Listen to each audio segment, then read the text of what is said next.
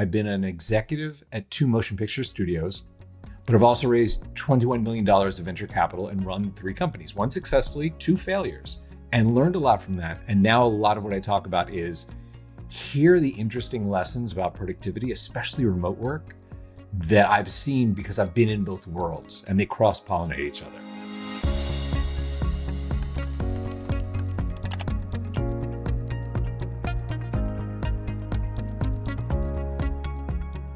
I am Steven Puri. Hopefully this will be a fun, engaging, and helpful one. How would you define productivity in current modern life? Okay, so this is good because productivity, work are often like conflated, right? And the way I would define productivity is that it is the effect you have towards something moving towards a goal. So you'll note that I do not talk about productivity in terms of time, in terms of place, in terms of any of that. And it's something I believe very much about. You can work anywhere if the where you're working is appropriate and when you're working is appropriate. So I'm not super remote has to be the only way you can be productive. No, it is a great place for certain kinds of work. We'll talk about that.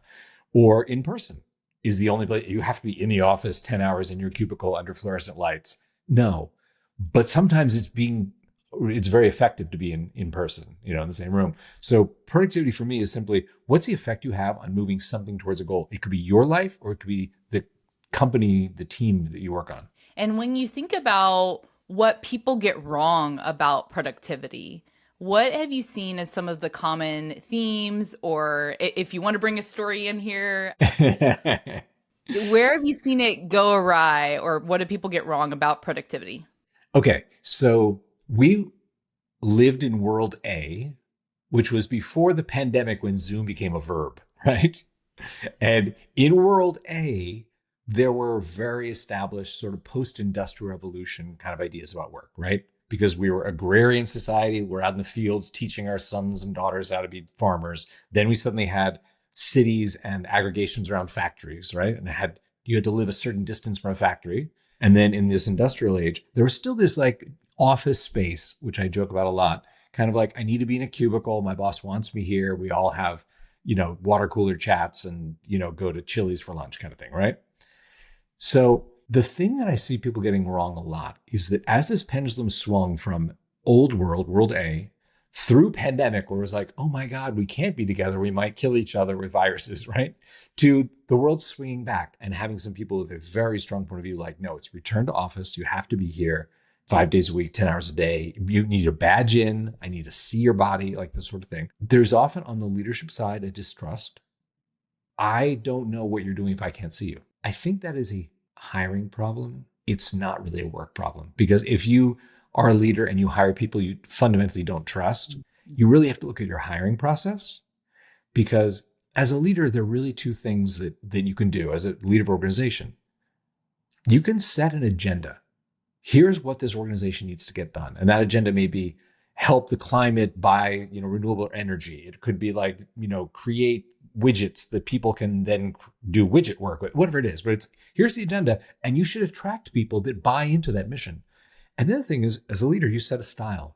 This is how we will operate as an organization. This is how we'll treat each other. This is how we'll treat competitors. This is how we will treat our clients, right? And you set that style. That said, I think one of the biggest sort of problems right now with how we talk about work is that we define it so much around, we need to be in person or not in person or hybrid, when really what we're talking about is the team energized to do the right thing? And are these the right people to do it? Because if those 2 things are true, a lot of these other things, like Jamie Dimon going like, if you don't come to JP Morgan Chase every day, you're out. And it's like, if I were Jamie Dimon, I would say to Tracy, hey, Tracy, I actually don't care if you work 15 minutes today. But if those 15 minutes turn into tomorrow, you walk into the staff meeting and you describe a product idea you had that'll change the course of our company, I'm super happy you did that. And I really don't care if it took you 15 minutes at the beach or 19 hours sleeping under your desk. That's your choice how to get the best out of you. So that's what I think is really important, is we start to think in those terms. I hear in that almost like a focus on the output instead of the input, Completely. or focus on the outcomes, and Yeah. what I've seen in the organizational space within different companies is almost a stuckness in the day to day such that they don't pause to zoom out and say, hey, maybe we need a productivity refresh or something like that, because it seems like a lot of reactivity Mhm. instead of being proactive in the places in particular that are maybe wrestling with some leadership challenges, or like everyone, I'd say right now, with a few exceptions, trying to make sense of the exponential rate of change. And so I feel a sense of reactivity. How does one shift their mindset in that space? And have you seen that to be true? Well, let's talk about a couple very prescriptive things you can do as a leader. And this might be one of the more helpful little answers I'm going to give you for the audience is, let me tell you a couple things that I have seen, and it'll be illustrated with some fun examples, which is around creativity. There is a lot of writing. There are many smart people who've written about monotasking, right? If you read like the 12 top books, Flow by Mihai Csikszentmihalyi, James Clear, Deep Work by Cal, Near's work, there is consensus like, hey man, there's no such thing as multitasking. We actually monotask. And the people who say they're multitasking, what they're really doing is they're monotasking, but they're context switching. And as they switch between tasks, they're burning some brain energy. So it's less efficient, right? So consensus, monotasking. But I'll tell you, I saw a really interesting exception from a creative leader. And I've seen this proven over and over again, which is when I was 20, I was working at an ad agency in Hollywood that did trailers for films, right? Mhm. A lot of Warner Brothers and Buena Vista, essentially Disney, work. So the studios would send us movies that were in rough cut, say, hey, we have this Tracy starring movie coming out at Christmas, like help us out. It's a rom-com. And, we would write a trailer and go back and forth with them, right? So my job there was to get those in and choose a writer producer to write it, right? So Jeff, the company's owned by two guys who were in the business like 25 years, super well respected. And one of them comes in my office and he always called me Stevie for some reason, inexplicable. Only person who calls me Stevie. So he comes to my office and goes, Stevie, do you know Bart? And I was like, Bart, the runner in the vault. Yes, I've been in the elevator with him. He seems like a very nice young man, right? You ever given Bart a movie to write a trailer? I was like, no, Jeff, I haven't. I was introduced to him as a runner that drives the tape shop in Hollywood. I had never really thought of him as a writer producer. Where are you going with this? He's like, I just have an instinct about him, Stevie. You should give him something, right? So I'm like, hey man, your name's on the door. You've been doing this for 20 years. What do I know? Done. So I found like a Warner Brothers B title that we had like a month deadline on, right? Give it to Bart and sort of give him some other trailers like, hey, it's probably going to look something like this. Take this home, watch it. No pressure, right? Jeff comes to my office 2 days later. He's like, how's Bart doing? I was like, Jeff, he's had the movie 2 days. I'm not going to stress him out. I'll ask him on Monday how he's doing. Jeff's like, okay. What else did you give him? Jeff, he's never written a trailer in his life. I'm not going to give him 2 movies and, have him blow his brains out. And Jeff goes, Stevie, let me teach you something. It's always about the other thing. He said, if you give him one movie to focus on, he's going to sit there and stare out with little beads of sweat coming down his temples. And he's going to write the most obvious B version of that trailer you've ever read. The part of your brain that does that really cool, like, I don't know, chocolate and peanut butter. What do those taste like together? That happens with the other part of your brain. And it doesn't get to do it if the front part isn't distracted. He's like, you have to give creative people 2 things to think on, because that's when they have the other idea.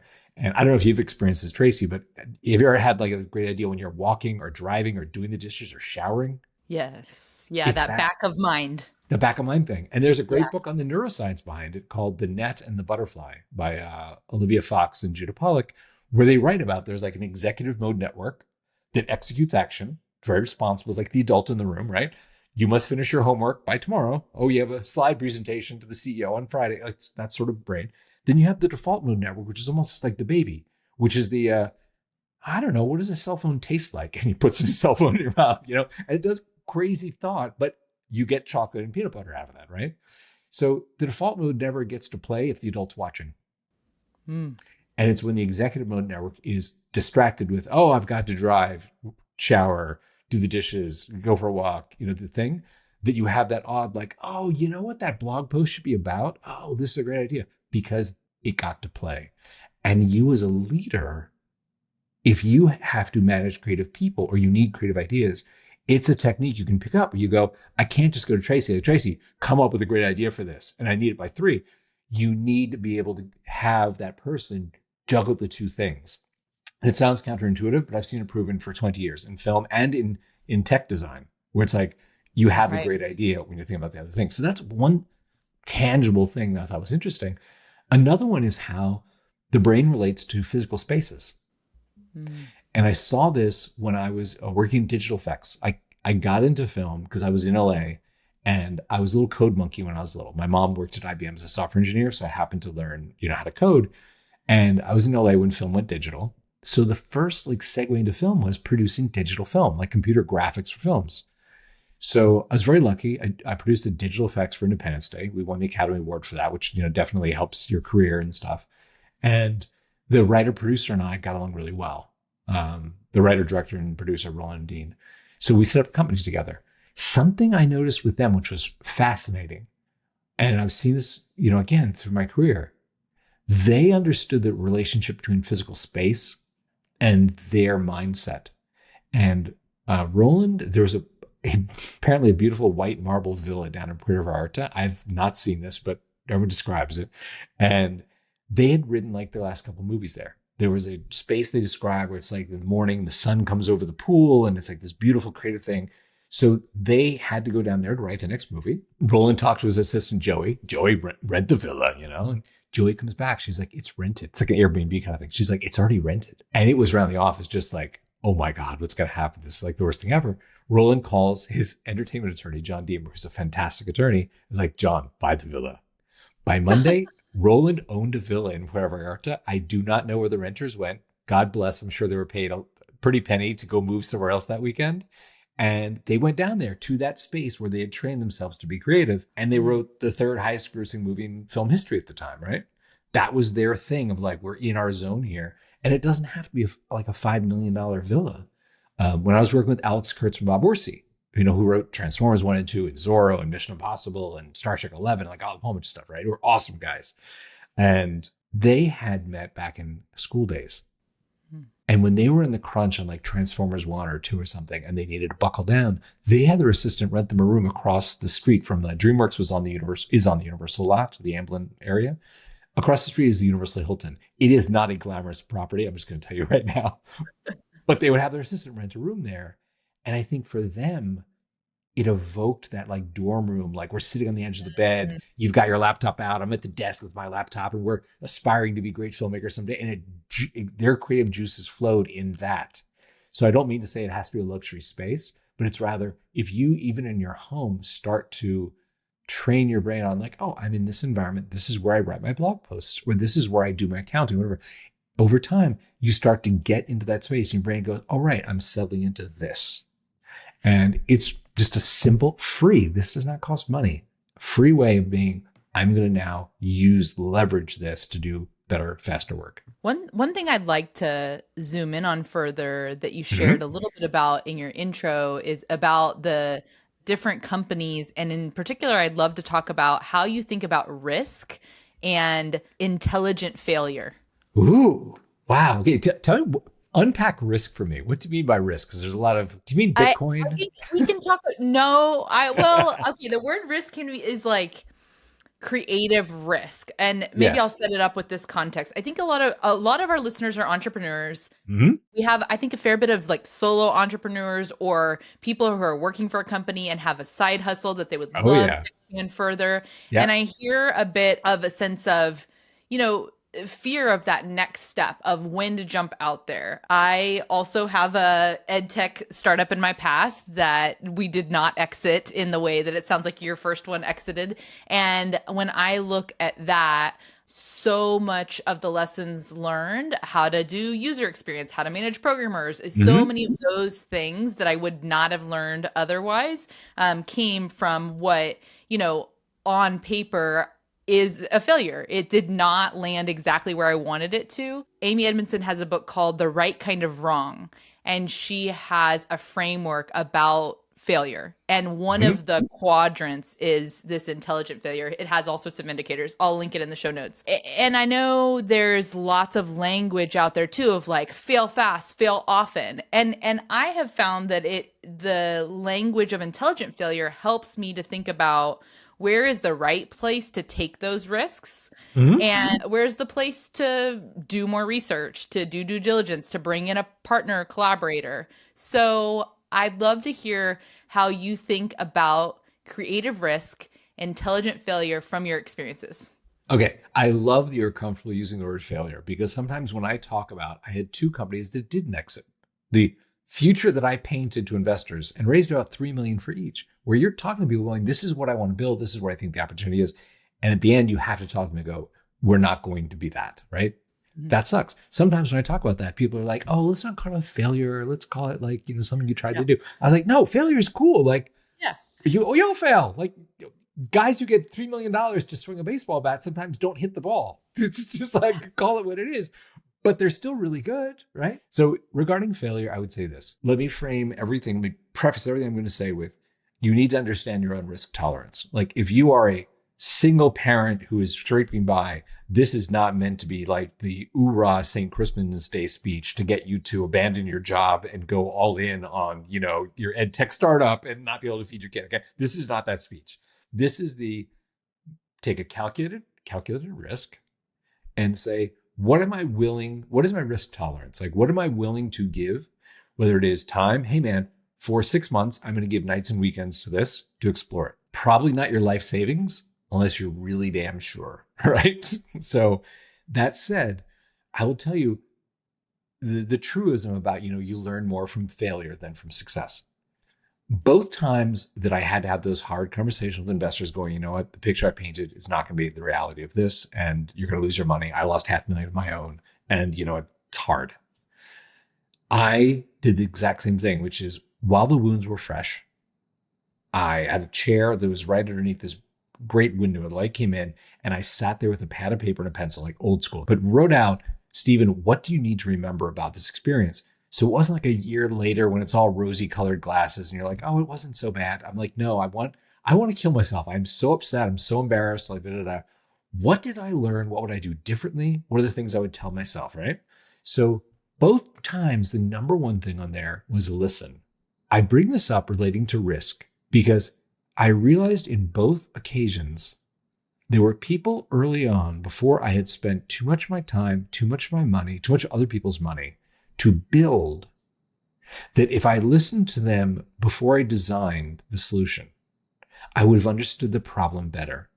And that would be the number one thing that I would tell people is, especially because like I dig solopreneur world, I dig startup world, like it lights me up. There are so many great tools right now where you can both prototype ideas, if it is something that has an expression with bits and bytes, $25, you can get Lovable, Bolt, Replit, V0, choose your poison. So if your idea involves a solution that is a technological one, there are great ways for you to reduce this by talking to people, making sure you understand the problem, and then immediately getting feedback on like, hey man, I built a really like lousy version of it, but tell me what you think of this before I go off and spend 6 months building exactly what I think it is. And then you tell me like the door is on the wrong side of the house. You know what I mean?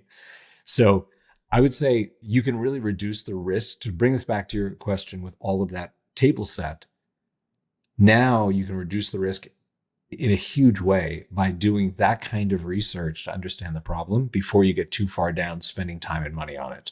And if it's not a technological solution, you can still use technology to get those answers. There are great ways to do surveys of people. Suppose your thing is about setting up a childcare center where it's not a website, it's not a SaaS site, but it is, hey, is there demand for this? You can very cheaply run Facebook ads or do polls or do online things or do demographic surveys, right? Even using just some of the LLMs to say, hey, what information is out there that points to a demand for this or no demand? And I'm just projecting something that doesn't exist. That is an amazing way to reduce risk and then really have you hone in on the signal to go, this is where it exists. This is what I need to do. Love it. I think there's going to be, to your point, on the technology front of what's possible as people understand those tools better, that Mm-hmm. I think there's so many ways to mitigate risk by doing that research in ways that are, it's so much faster than it used to be. Like I wish we'd had all those It's tools when I was amazing. running the ed tech startup. It would have saved us a lot of headaches. Stephen, I'd love to transition us from that into you were talking about listening and understanding the Mhm. problem.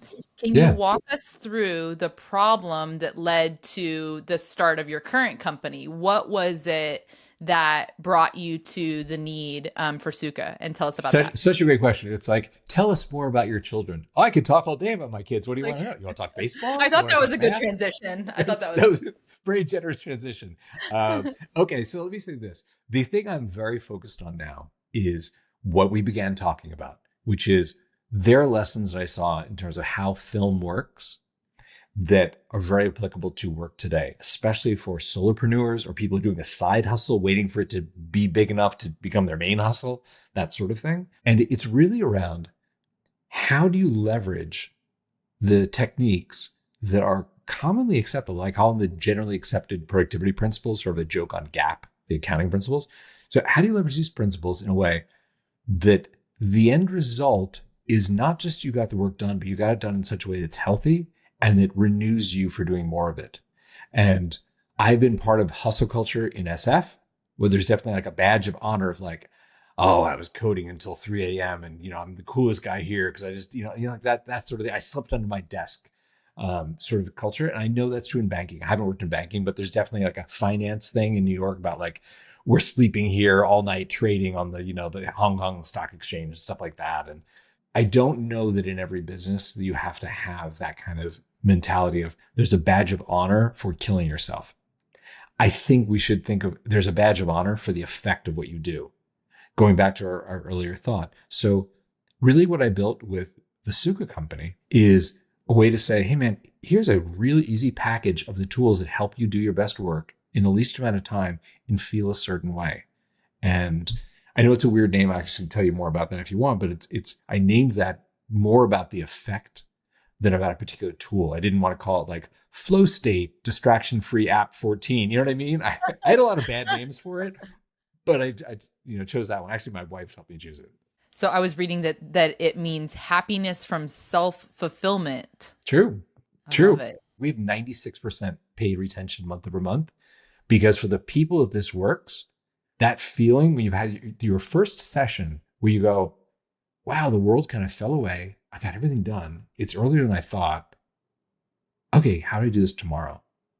And that's really what we do. There are some fantastic apps out there that play music. There are fantastic apps that manage your calendar or that manage your task list. They are great. I mean to talk them up. People just spend a lot of time with them. We are not that. What we are is putting those tools together almost as just the table stakes in an environment where you get to feel a certain way. So you look up, you go, it's 3 o'clock. What do I want to do? As opposed to it's 6 o'clock. Where did the day go? Something that we were talking about before we started recording, it was just, I'll summarize it as wanting Hmm? to make an impact with our lives. And Yeah. as you were speaking to that, I'm thinking about the impact that it has not only on individuals, but when people are in that state of fulfillment Hmm. and happiness and flow and all of that, how many of our problems that we see right now are humans interacting with humans, as it has been for all of time, I suppose. Yes. But I'm just imagining that the impact and maybe the domino effect that I can see Hmm. in as people become more self-fulfilled, calmer in their day, the Hmm. impact on those families, but then yeah, just all the other people that they interact with is, and I don't really have a question here, but I was just thinking I see that. I don't know if you see I that can too. I can speak to that because I'll tell you a thing is when you're developing story in film or in television, right? When you're developing story, period, really the great character-driven stories begin with an understanding of the character, what he or she does well, and where they are flawed, Mhm. right? So great stories begin with pain. And ultimately, at the end of the second act, you need to put that character in such pain because they have not figured out how to deal with their flaw, right? That is the second act of a play, a movie, a book. When the character succeeds, that piece of art is called a success story. When it fails, it's called a tragedy, right? Mhm. And working backwards from pain is something that I did very much with this company. And I'll be very honest about my own life, which is there is a kind of pain that I felt. And it expressed sometimes as that end of day, like, oh man, oh, we have to go to dinner and Laura's here and okay, I didn't get everything done. But it actually began earlier in the day. And I'll tell you what I noticed. And this is one of those, like, you peel back the onion, the why, the why, the why. And maybe you've done this because I see you nodding your head. Maybe someone driving or at home right now can relate to this. But I would say tomorrow morning, I'm going to get going at this time, at 9 a.m. I'm going to get working, right? But at 9:15, I'd find myself returning some emails or scrolling through Twitter just to see, like, did I miss anything in the news? Or even like putting a load of laundry in, just be like, oh, I'll be multitasking because the laundry will be going while I'm doing my work, or like whatever that was. But I was not getting going in the morning. I call this now the cold start problem. And when I peel back the onion, I was like, okay, so the returning the emails, the scrolling to make sure I know what's going on in the world is procrastination. Okay. Why am I procrastinating, right? I'm procrastinating because I'm overwhelmed, and it came down to one of two kinds of overwhelm. I either looked or I knew my task list had 17 things on it, and I was like, I'm not going to get through these. That paralysis stopped me, and my way of dealing with the pain of overwhelm was I'm going to procrastinate by doing these things that make me busy. I wanted to stop that. Like, that was pain I felt. I looked at it, I was like, do I want to repeat this in my life? No. And one of the things we developed was a smart assistant in Sukha, my platform, where when I fired up in the morning, the smart assistant looks at my task list with me and says, hey, you know what? Looks like these three things are the priority things. Or is there something else? What do you want to work on? I can say, oh, I do need to, pay my bills or whatever. Budget 20 minutes, just got to pay some bills. When I start working, when the music begins and the distractions are blocked and all that, those are the only three I can see. The other 14 are hidden away. And it's interesting because that paralysis goes away when I look at those three things while I'm working. I was like, oh, I can totally bang those three out. And what we noticed in the platform is members, before and after we did this, you can see three while you're working. They are 77% more probable to finish all three than when they could see all 14. Same kind of task, same amount of time, but it was just that thing of like, oh, I can totally get that done. And it just feels good because once you start knocking them out, maybe you do 4 or 5. But you don't look at 17 at all times being like, maybe I should jump around and multitask, any of that garbage. And also, the smart assistant helps me when I do put something on there. It's like a 14-hour task, My assistant's like, hey, Steven, maybe you're not going to write the book today, but what if we outlined chapter 3? Yeah, breaking it down to the smaller pieces. Right? So like things like that are really born of, okay, I'm in pain. Do I want to continue being in this sort of pain and frustration myself? No. Then I need to do something different, because if I expect it to change on its own, that's insanity, right? You're just crazy if you think it's going to magically go away. And that was the really impetus of starting, Sukha, is just being like, how could something help me work better? Because there's so many great tools now that allow that. And just make it super affordable. Oh, I love that. Perhaps we can put a link in the show notes to the platform and any sort of notes about that. Of course, I would love that. And by the way, have you guys talked about flow states on your pod? Yes. I haven't heard of. I haven't heard all of them. We have, but I think it's something that we continually come back to again. If you would like to dabble in that, I will just mention this, which is for people who don't know what a flow state is. I'll define it very quickly, which is Mihai Csikszentmihalyi wrote a book called Flow, where we named this thing called flow states, where he said it seems like high performers have this concentrated state they get in where they do amazing work. And often, like, time falls away, distractions fall away, they get into this zone. And like Michael Jordan called it the zone, I think, where he said there are certain points where it's just me and the ball. Like, there aren't even defenders. I don't see the scoreboard. It's just me and the ball. And Picasso has a great quote about it. And a number of people in different disciplines have said, oh yeah, there's this state where I go do the things that move my life forward or move the world forward. And he said, how do you find the conditions precedent that make this possible, and how do you get into it? And it's a fantastic book. I actually wrote a blog post about it on our site, which just talks about, hey, you know what? Music can help. There's certain kinds of music that work for most people. We all have that friend that gets in a flow by listening to death metal. God bless them. I'm not that guy. But there are the outliers. But there is a middle of the road, like this kind of like non-vocal ambient rhythmic music, 60 to 90 beats per minute. It's most of the music on our app is that way.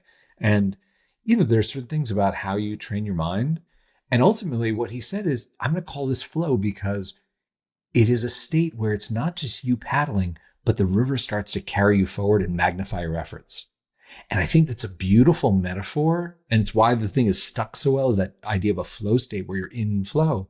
And it really ties in this idea of like AI. Like everyone right now is like, well, our LLM's going to do our work for us, or they're going to take over our jobs, or da-da. And the way in which I think about AI is like, if you were to go to Usain Bolt and say, hey, man, we made with AI this robot that can run faster than you. So why don't you sit on the sidelines today and we'll have the robot run, right? That would suck for Usain. It would suck for the spectators. But if you were to go to him and say, hey, you know what, using AI, we really looked at your foot. We have a shoe that fits just a little bit better, and you might shave a second off your 100 meters or whatever. Do you want to try that? And that idea of like allowing him to overperform, like leveraging technology to do something great, I think that's super interesting. That's what we try and do in Sukha, say, how can LLM help you do things faster and better and more beautifully, as opposed to just take over and becomes a robot and you're out of a job, right? Yeah, I love the nuance of that, Steven. I'm doing a lot of work in the AI space and also thinking about the types of competencies and ways of thinking Mm-hmm. that we want our university students to have in order to go into the workforce with this in mind. And I appreciate that nuance of what it can do and what it can afford us in partnership with the human.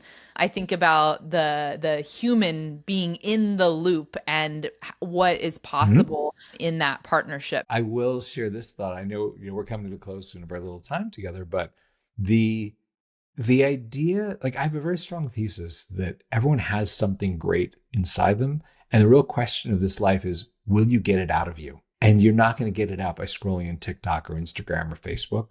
Like those are companies where their entire business model is just stealing your life, straight up, full stop, period. Their Mm. model is, will you give us your life so I can sell it to an advertiser and I'm going to keep the money? And if you have that thing inside you, you're like, I feel like I could, working with universities, create a new curriculum or help, whatever that thing is, find the tools, find the mental tools as well as the physical tools that help you get that out, because it would be a shame to die with that inside you. Right. The world needs your creativity. And I like to think about there's room for you, like your Yeah. experiences, your voice, the different squiggly career path that you've had. Squiggly. Yeah. Squiggly is good. Yeah. Stephen, one of the sentence stems I like to use is if only people knew, and maybe it builds on the part you were just going to, also anywhere. When you think about our discussion, what would you say if only people knew? Well, I've had success in my life. Obviously, some of the jobs that I've had are enviable from the outside, being senior executives at studios where you can kind of do anything, call anybody. It's super fun. And I've had embarrassing, failures where I have felt shame. And I would say if only people knew that in the failure, the pain goes away. The pain is manageable, but the fact that you tried, it means the rest of your life, you never have to wonder what if. And I would, as you can see, even my life now, like I'm absolutely willing to trade the risk of pain for that feeling of not having died, going, well, what if I'd actually tried to create a beautiful like work environment for people, And maybe Sukha will go on and become like ubiquitous like Slack. I don't know. But man, like if I don't try, I always kind of wonder, like, what if I had done that? And if Mm. it doesn't work, you know what? I'll move on. No one's dead. Well, when you think about the road ahead, the future, what is Mhm. it that you are envisioning for your family and for your business?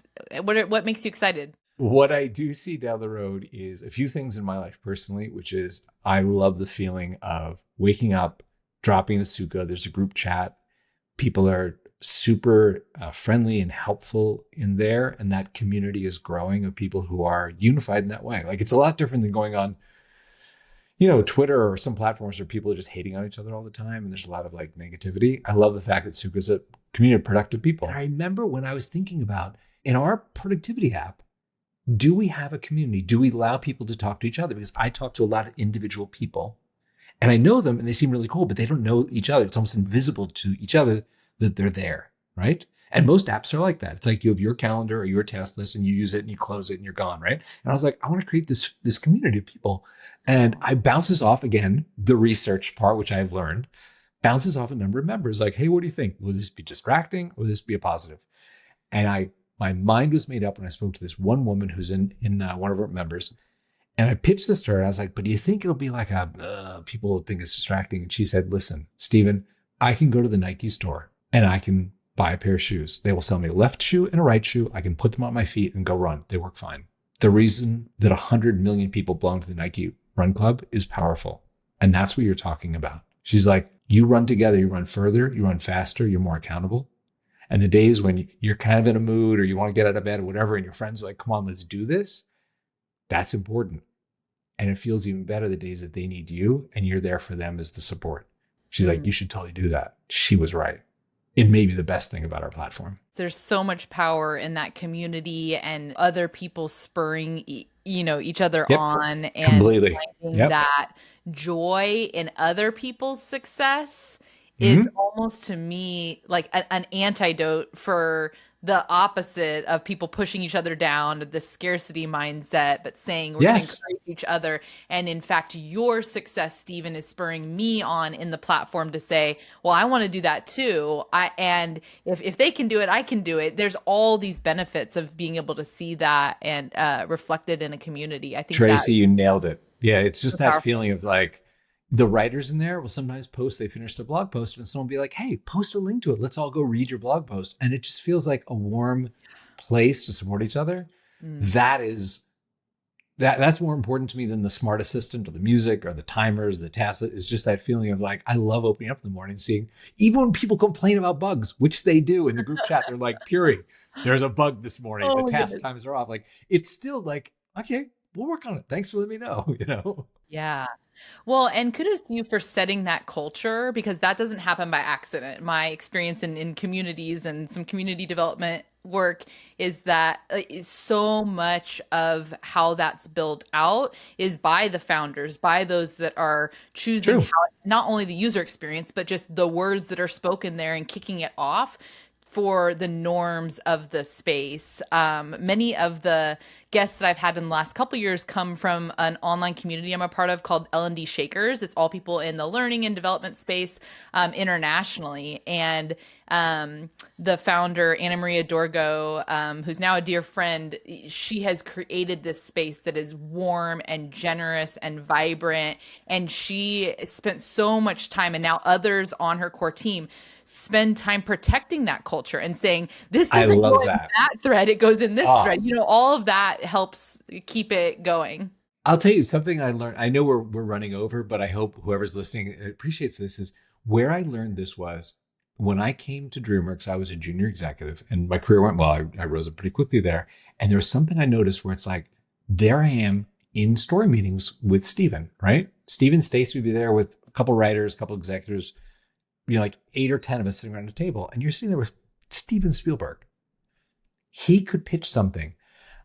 Tracy, I was thinking in this story, the alien should come through the wall and then the sunshine kills it or whatever, right? Okay, cool. And everyone's like, Steven wants sunshine killing alien. Da, da, da. The coffee boy could say, you know what, actually, I feel like we've seen that, but what if it were water and it started to rain or something like that? And if that idea were better, without a beat, without people going, oh my God, the coffee boy contradicted Steven Spielberg, Steven would go like, oh yeah, that's better. Yeah, let's go with the rain. And it was just this confidence of like, it's about the thing being great. It's not about me being right. And that was such a lesson where I was like, oh wow, like no one in here blinked when someone contradicted Steven. Oh, it's not about his ego. It's about, does that make this creative thing better? Steven, thank you so much for sharing all of these lessons learned. I'm going to continue to be marinating in back of mind on many of these things. One, that idea of where creativity happens and the idea of working where it's right to perhaps work on two things at the same time. Right. And I wrote this down. It's always about the other thing. That's Jeff Countman. That is Jeff's lesson to me when I was 20. Yep. I really like that. And then also just this, I'm going to call it a spirit of generosity that I have felt in our conversation about the way you're approaching the things that you've done. I mean, you could have let's just be frank, you could have a really large ego from all of the people that you know and the things that you've done. Yeah. And I really appreciate. But we're so lucky. Yeah, your authenticity and just the idea of what you're building and why you're building it, and just really appreciate your time and look forward to staying in touch and hearing about your family as it grows. Steven, thank you so much. I look forward to staying connected. That sounds awesome. Okay, goodbye, everyone. Hope it was fun.